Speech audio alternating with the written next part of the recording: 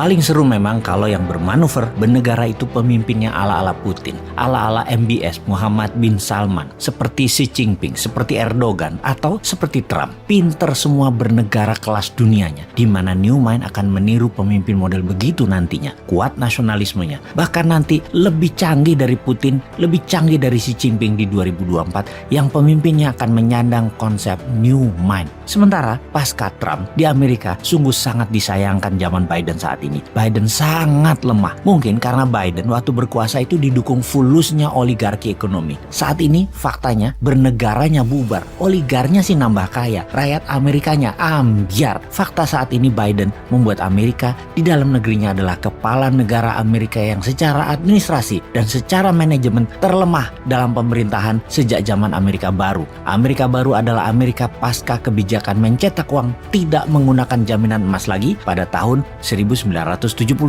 Printing dolar inilah yang membuat Amerika seperkasa sekarang. Terpilihnya Biden dan Kamala Harris adalah boneka oligarki Amerika yang memilih presiden lemah. Lepasnya Afghanistan di awal jabatannya adalah bukti nyata kelemahannya, dan sekarang di dalam negeri Amerika yang namanya maling itu sudah terang-terangan. Amerika di dalam negerinya terjadi krisis ekonomi dan krisis kepercayaan yang tertinggi terhadap pemerintahnya saat ini. Kriminal saat ini di mana-mana terjadi di dalam negeri Amerika. Dan di luar negeri, sekarang Amerika ditantang Rusia di sisi Eropa dan ditantang Tiongkok di sisi Laut Natuna Utara. Kita review Rusia sebentar. Kita tahu Putin itu bolonya Trump dan bukan bolonya atau sekutunya Biden, bukan. Jadi sekarang Putin mulai bermain. Putin memainkan dua hal, harga minyak dan gas bumi dan mencaplok wilayah baru. Kita tahu di tahun 2014 Putin mencaplok Crimea dan dunianya bengong. Sekarang 170.000 tentara Rusia ada di perbatasan Ukraina. Full battlesuit dan belum pernah terjadi pergerakan tentara Rusia semasif seperti ini sejak Perang Dingin atau Cold War Soviet dulu. Ada apa dengan Rusia ini? Ada apa dengan Ukraina? Ukraina perang lawan Rusia itu karena apa?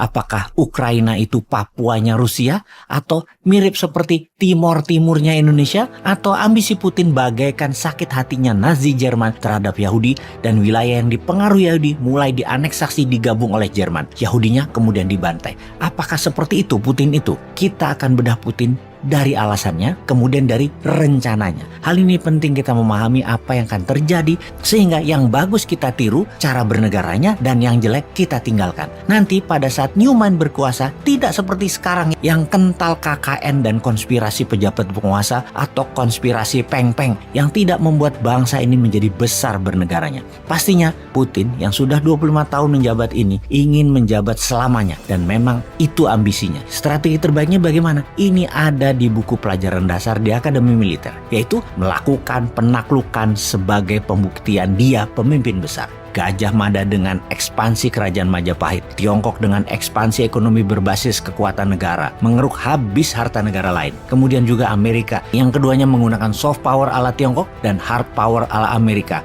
atau military power ala Rusia. Sejak zaman Mesopotamia, Bizantium, Romawi, Genghis Khan, kolonialisme Eropa ke seluruh dunia, ekspansinya adalah military approach atau pendekatan militer. Dan Rusia karena di kepala Putin sebagai anggota KGB sangat menyesalkan waktu Soviet bubar dulu, yang membuat banyak negara-negara kecil pecahan Uni Soviet muncul. Mempunyai ambisi kemudian yaitu membuat Soviet baru di bawah Konfederasi Rusia. Dia sudah mulai dengan mengambil dua wilayah di Laut Mati, salah satunya Crimea. Sekarang pasti ambil Ukraina. Pasti Putin ingin ambil balik kejayaan Soviet karena semua itu adalah letak asli Rusia menurut Putin, letak geografi Rusia yang aslinya. Tak akan berhenti dia sampai Rusia sesuai dengan mimpinya. Itu juga strategi politik dalam negeri yang Putin kemarin di demo besar-besaran. Dia semakin tidak populer dan untuk menjadi populer paling gampang adalah bakar semangat nasionalisme bangsa Rusia. Rusia pengendali Eropa, itu kampanyenya. Sama seperti cita-cita Bung Karno. Tidak akan diam Bung Karno sampai wilayah Belanda diambil semua balik menjadi Indonesia. Dan terakhir adalah Papua Barat. Ketika Papua Barat diserahkan kembali ke tanah air, cita-cita Bung Karno tercapai. Dan itu agaknya cita-cita Putin untuk mengambil dan membangun Soviet baru. Beda kalau New Mind punya cita-cita. Balikin peta Nusantara kembali. Mulai dari Jazirah Malaysia, Filipina, sampai negara selatan Pasifik kita akan gabungkan. Lebih agresif lagi cara kita ini. ini. Cuman caranya tidak military power, tidak soft power ala Tiongkok nyogok pejabat-pejabat, tidak hard power ala Amerika. Kita akan pakai smart power dan ikhlas power.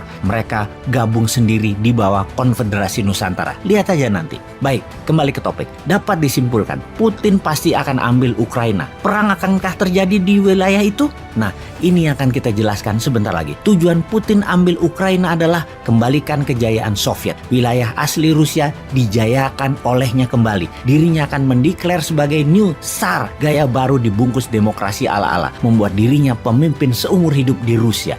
Maka hanya Newman yang berharap Ukraina dicaplok Rusia atau Taiwan dicaplok Tiongkok. Pasti Indonesia langsung menjadi negara besar. Ini kalau Newman yang pegang negaranya. Kalau Lord, ya gua nggak tahu. Paling urusannya cuman cuan.